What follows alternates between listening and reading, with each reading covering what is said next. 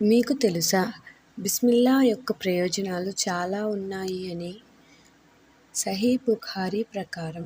ఏ పనినైనా ప్రారంభించే ముందు మనం బిస్మిల్లా చెప్పడం ద్వారా అల్లాహ్ యొక్క ఆశీర్వాదాలను పొందుతాము.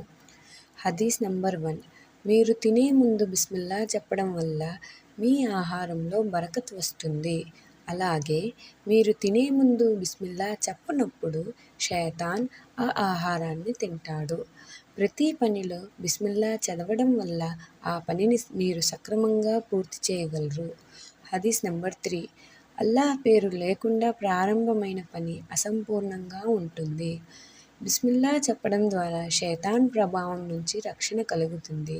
ఇది మనకు మనసులో శాంతి మరియు ఆత్మవిశ్వాసాన్ని ఇస్తుంది. హదీస్ నంబర్ 4.